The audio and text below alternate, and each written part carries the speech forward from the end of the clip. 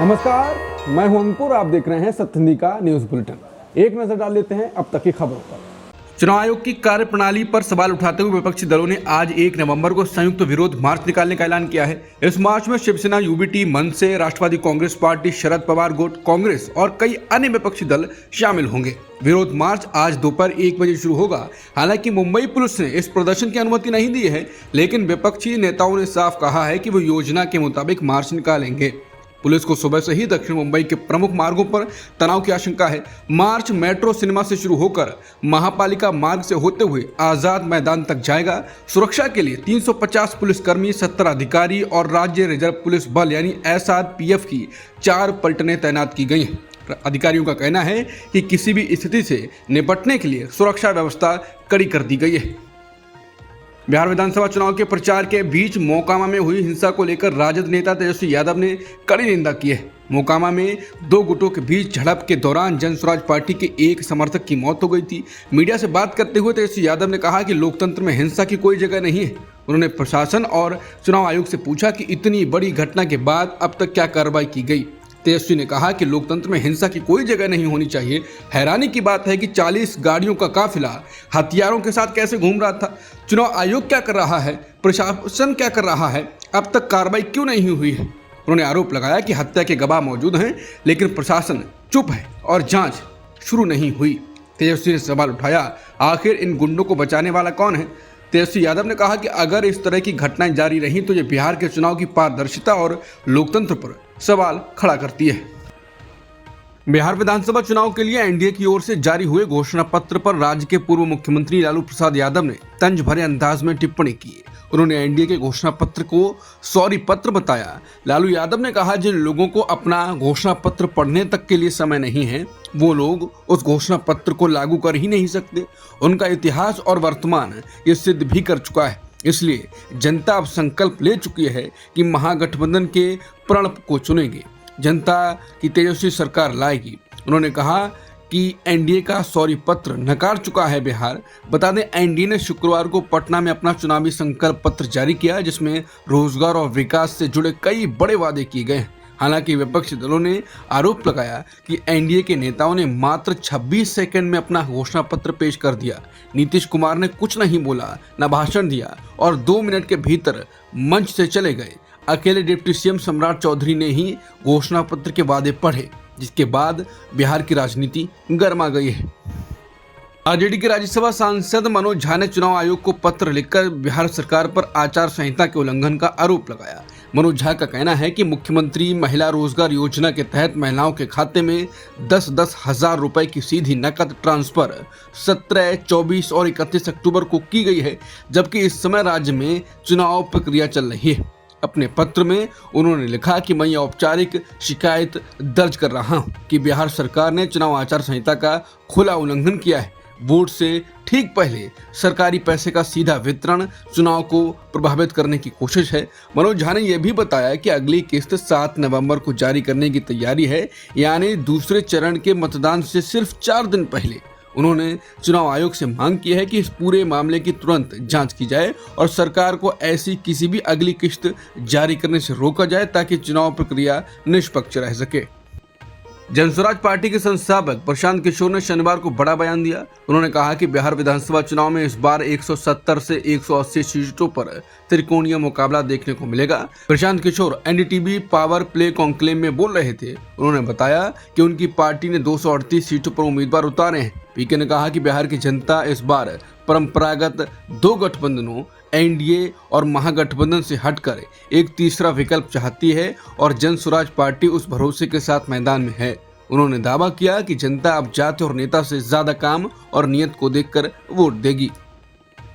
Kolkata high court में शुक्रवार को एक याचिका दाखिल की गई है, जिसमें पश्चिम बंगाल में कोर्ट की निगरानी में स्पेशल इंटेंसिव रिवीजन यानी एसआईआर कराने की मांग की गई। जस्टिस सुजॉय पाल और जस्टिस स्मिता दास दे की बेंच ने इस याचिका को स्वीकार कर लिया है। याचिकाकर्ता ने कोर्ट से यह भी अपील किया है कि इस रिवीजन प्रक्रिया के लिए समय सीमा बढ़ाई जाए, ताकि यह काम पूरी तरह से पारदर्शी तरीके से हो सके। साथ ही याचिका में कोर्ट से भारत के चुनाव आयोग को ये निर्देश देने की मांग की गई है कि यह बताए कि एसआईआर प्रक्रिया आखिर जरूरी क्यों है। इधर पश्चिम बंगाल के मुख्य निर्वाचन अधिकारी के दफ्तर ने शुक्रवार को एक नया वेबसाइट लॉन्च किया है जिसमें 6 सर्वर लगाए गए हैं और साल 2002 से संबंधित SIR का डेटा अपलोड किया गया है। राष्ट्रीय सुरक्षा सलाहकार NSA अजीत डोभाल ने कहा है कि बांग्लादेश, नेपाल और श्रीलंका में सरकारों को गिरने की सबसे बड़ी वजह खराब शासन यानी पुअर गवर्नेंस रही है। राष्ट्रीय एकता दिवस के मौके पर सरदार पटेल मेमोरियल लेक्चर देते हुए डोभाल ने कहा कि अच्छा शासन किसी भी देश की एकता और स्थिरता की बुनियाद होता है। उन्होंने कहा कि किसी भी देश या साम्राज्य का उत्थान और पतन उसकी गवर्नेंस की गुणवत्ता पर निर्भर करता है। इतिहास गवाह है कि महान साम्राज्य, राजशाही या लोकतंत्र सबकी सफलता या असफलता का कारण उनके शासन का तरीका ही रहा है। अजीत डोभाल ने हाल के वर्षों में भारत के पड़ोसी देशों में हुए गैर संवैधानिक शासन परिवर्तन का जिक्र किया और कहा कि बांग्लादेश, श्रीलंका और नेपाल में जो बदलाव हुए वो खराब गवर्नेंस के नतीजे हैं।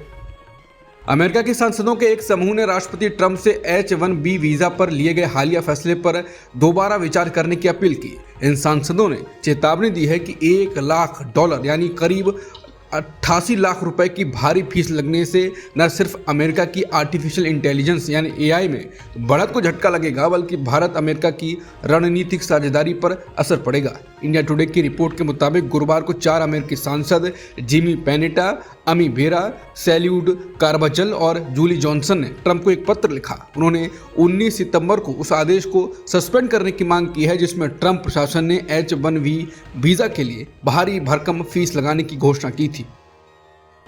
आम आदमी पार्टी के संयोजक अरविंद केजरीवाल ने गुजरात में बड़ा बयान दिया। उन्होंने कहा कि अगर पुलिस को एक दिन के लिए हटा दिया जाए तो गुजरात के किसान बीजेपी नेताओं को उनके घरों से निकाल कर पीट देंगे। केजरीवाल शुक्रवार को सुरेंद्रनगर जिले के सुदमाडा गांव में किसान महापंचायत को संबोधित कर रहे थे। इस कार्यक्रम में पंजाब के मुख्यमंत्री भगवंत मान भी मौजूद थे। ये महापंचायत उस घटना के समर्थन में आयोजित की गई थी जिसमें बोटाद जिले में किसानों की रैली के दौरान हिंसा हुई थी और कई लोगों को गिरफ्तार किया गया था। केजरीवाल ने कहा कि गुजरात में बीजेपी सरकार का काउंट डाउन शुरू हो चुका है। उन्होंने दावा किया कि अब बीजेपी अगले 50 सालों तक सत्ता में नहीं लौट पाएगी। सोनम वांगचुक की अब 2 अलग अलग तस्वीरें हैं। एक तरफ भारत सरकार उन्हें राष्ट्र विरोधी बताकर जेल में रख रही है तो दूसरी तरफ दुनिया की मशहूर टाइम मैगजीन ने उन्हें 2025 के सबसे प्रभावशाली 100 लोगों में चुना है। वो जलवायु की रक्षा करने वाले नेताओं की सूची में है। 30 अक्टूबर को टाइम ने अपनी टाइम 100 क्लाइमेट सूची जारी की। इसमें सोनम वांगचुक को डिफेंडर्स श्रेणी में जगह मिली है। मैगजीन ने कहा वो व्यापार और समाज को असली क्लाइमेट एक्शन की ओर ले जा रहे हैं। सोनम की पत्नी गीतांजलि अंगमू ने ट्वीट कर कहा, जहां उनकी अपनी सरकार वांगचुक को राष्ट्र विरोधी और राष्ट्रीय सुरक्षा के लिए खतरा घोषित करने में जुटी है, वहीं टाइम मैगजीन उन्हें अपनी 2025 की टाइम 100 क्लाइमेट सूची में व्यापार को असली क्लाइमेट एक्शन की ओर ले जाने वाले दुनिया के सबसे प्रभावशाली नेताओं के रूप में सम्मानित कर रही है।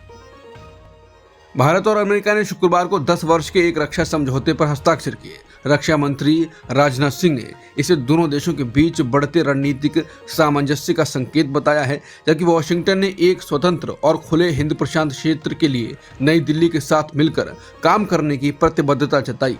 राजनाथ सिंह और उनके अमेरिकी समकक्ष पीट हेगसेथ ने कुआलालंपुर में व्यापक वार्ता के बाद US India major defence partnership framework समझौते पर हस्ताक्षर किए, जिसमें सभी स्तंभों में रणनीतिक संबंधों को बढ़ावा देने पर ध्यान केंद्रित किया गया। ये समझौता ऐसे समय पर हुआ है जब अमेरिका द्वारा भारतीय चीजों पर 50% टैरिफ लगाने के बाद दोनों देशों के बीच संबंध तनावपूर्ण हैं। खास बात यह भी है, ये राजनाथ सिंह और हेगसेथ के बीच पहली बैठक थी जो विदेश मंत्री S जयशंकर द्वारा अमेरिका के अपने समकक्ष मार्को रूबियो के साथ द्विपक्षीय बैठक के कुछ दिनों बाद हुई।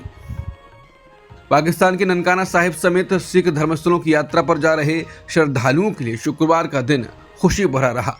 होशियारपुर के रहने वाले हरजिंदर पाल सिंह को शुक्रवार को पासपोर्ट और पाकिस्तानी वीजा मिल गया। कुछ हफ्ते पहले तक उन्हें बताया गया था कि उनकी यात्रा रद्द कर दी गई है। लेकिन अब भारत सरकार ने अपना फैसला पलट दिया है और 2100 सिख श्रद्धालुओं को पाकिस्तान जाने की अनुमति दी गई है।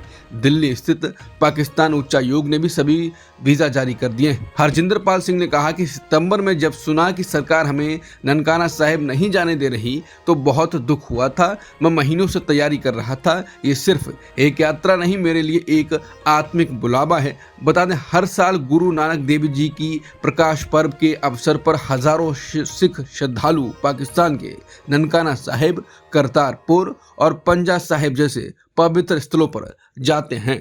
अब तक की खबरों में इतना ही। बाकी खबरों के लिए बने रहिए सत्य हिंदी के साथ।